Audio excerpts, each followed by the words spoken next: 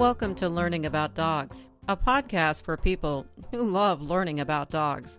I'm Sue McGuire, the manager of a canine behavior program at a small nonprofit animal shelter just north of San Francisco. And through the magic of technology, clear across the pond in a tiny village north of London is Kay Laurence. And for those of you not in the know about the world of teaching dogs, Kay is one of the most influential and thought-provoking people in the world of dogs. Kay has authored books on clicker training, and she teaches people to live with dogs. Kay is a sought-after presenter at Clicker Expo and other conferences around the world. Eye contact. You know, I was teaching class the other night, and one of my clients said to me, "But they're not looking at me." And I said, "But your dog knows exactly where you are. The dog doesn't need to look at you." So talk about that. I mean, is that kind of like one of those fallacies that the dog needs to look at you? I think if somebody tried to train me to make eye contact with them when I'm teaching them or having a conversation, I would feel a little coerced. You know, I want my eyes free to look at what's relevant rather than eye to eyeball, you know. And I think some of the early training advice goes back to the late 90s when everyone was experimenting with clicker training. And sure, you could clicker train your dog to look you in the eye so that your eyeballs became your dog's visual target, and often at the expense of what you're doing with your hands. So I've seen the dogs look at the eyes, look at the hand, look at the eyes, look at the hand, look at the eyes, look at the hand. So they can see when you're going to click, or see when you're going to present a target, or see where you're going to present the treat.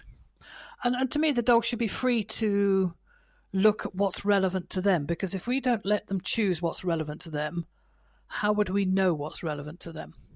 So I think this is one of those carry forwards from traditional training that's underpinning modern applications, but the thought of still making my dog look at me is still, to me, old-fashioned. It's sort of like, if I'm interesting enough and I'm valid enough in the environment that I was in, my dogs will not take their eyes off me. But we shouldn't be trying to train the dogs to look at me to stop them looking at something else. If they need to look at something else, they should be free to look at something else. And that's information to us as to what's relevant to them at that moment in time. So if you're out in a place where the dog needs to be scanning the environment constantly, that gives you a good idea that they're not particularly comfortable with taking their eyes off the environment. It's good information. I wouldn't want to suppress it. I think that it gets confused in there when we are in so-called training environments, you know, in your barn, in my class. How is that different? Well, but if you're training a dog and I approach you to have a look at what you're doing, give you some feedback, very often the first thing you do is take your eyes off your dog and look at me to have a conversation. Well, straight away that says to the dog, we're no longer training. It can also be quite sort of punishing for the dog to have your focus on them lost. But I can have a conversation with you. In actual fact, I usually take up the policy of standing behind the trainer so they can't look at me and take their eyes off their dog. You know, making sure you've got that connection is the important bit, not whether you've got eyeball to eyeball. Especially with some of these predatory dogs, strong predatory dogs, that eyeball is more than what we think it is. Explain. Well, if a border collie looks at me in a certain way, I'm going to move. Same as a Malinois. If that looks at me with a certain look, I'm going to move. I'm going to get out of the way.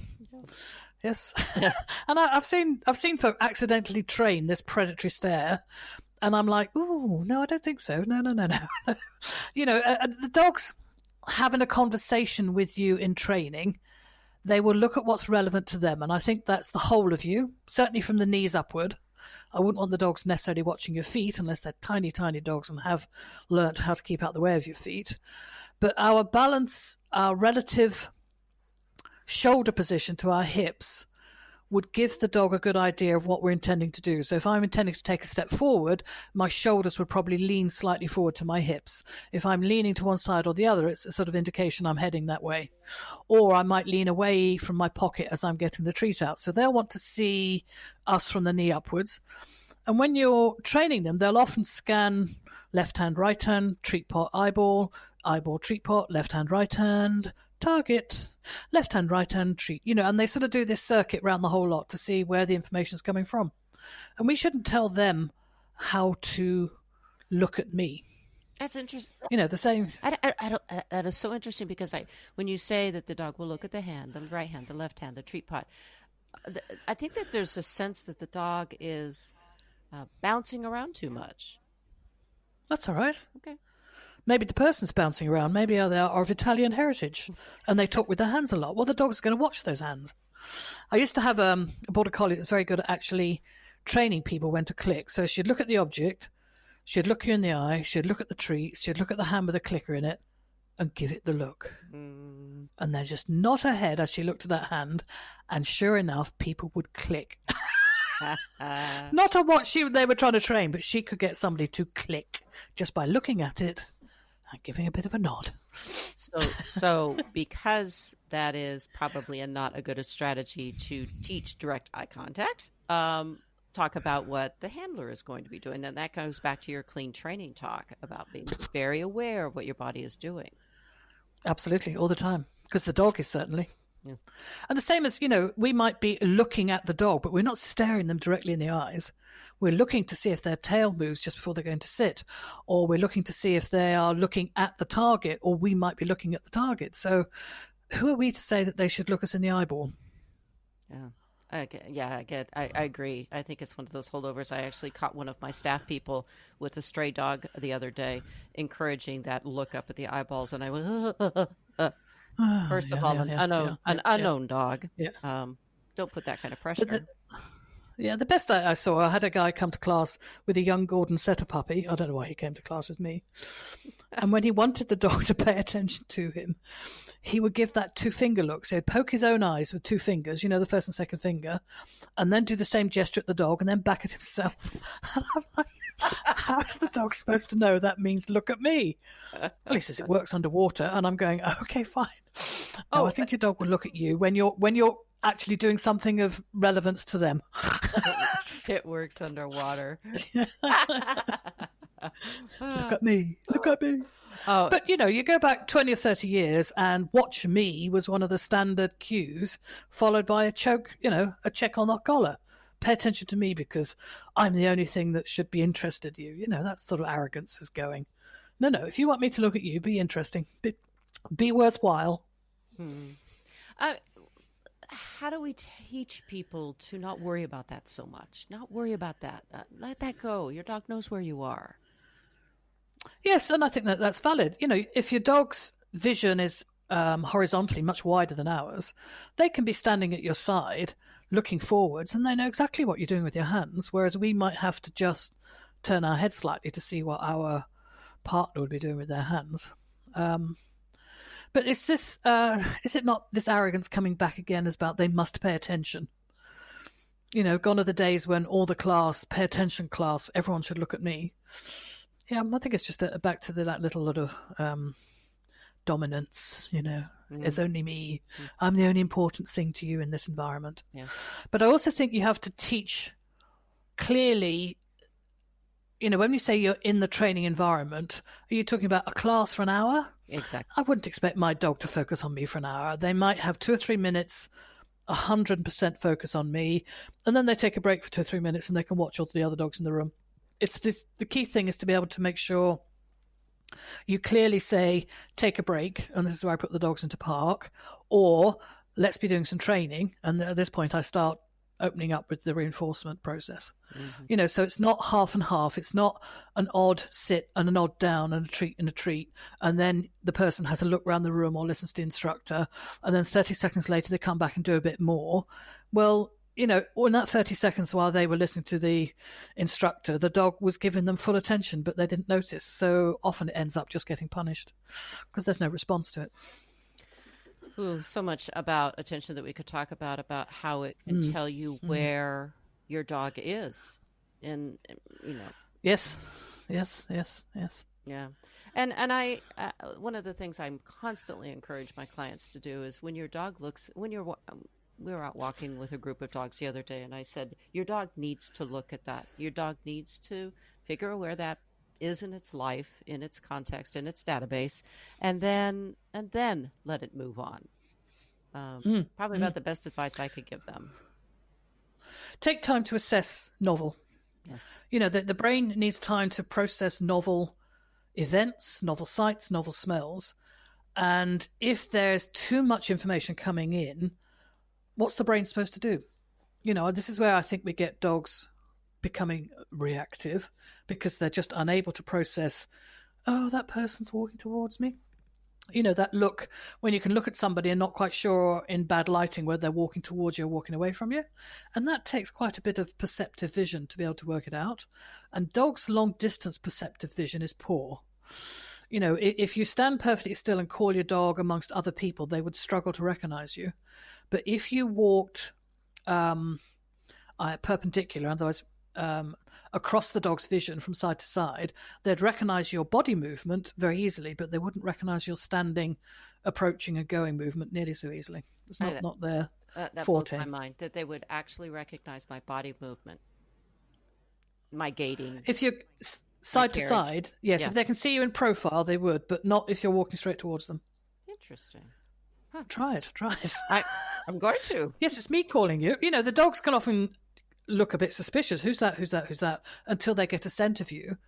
Yes, because that upright body walking towards you has very little point of reference to recognize unless you're really a wonky walker. Silly walker. But in profile, it's much used to yeah. I'm going to adopt my silly walk so my dogs recognize me. Yes, we can try that. Okay, I know. Well, that's really, because then we get into this whole thing of, but I want my dog to pay attention to me, and then I'm asked, well, what does that look like? Yes. Well, because if I open my mouth, you should respond exactly any minute.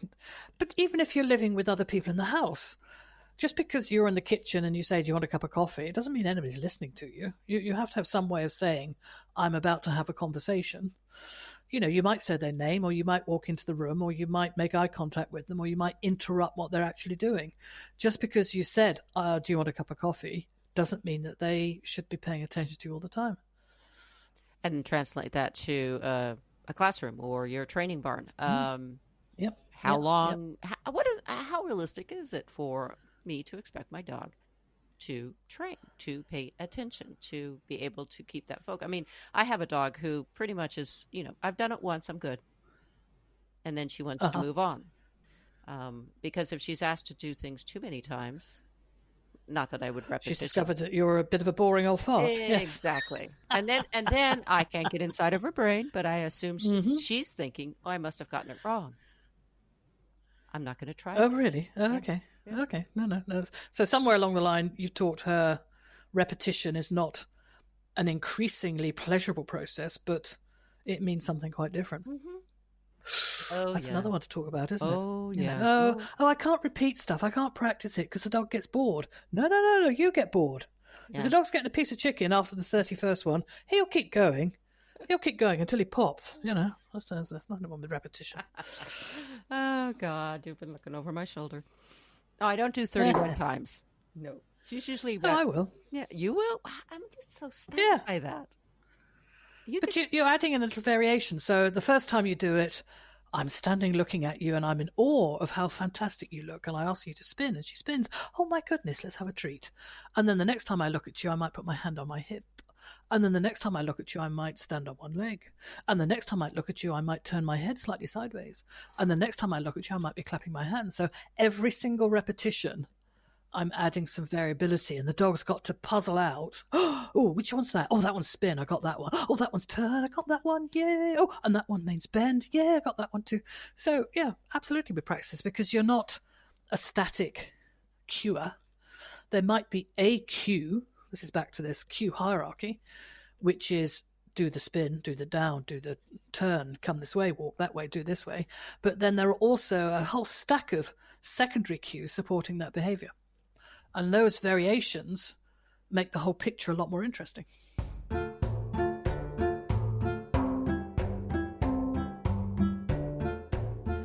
For more information and some great reading from many contributors, including, of course, Kay Laurence. Go to Kay's website, learningaboutdogs.com, or follow Learning About Dogs on Facebook. Thanks for listening.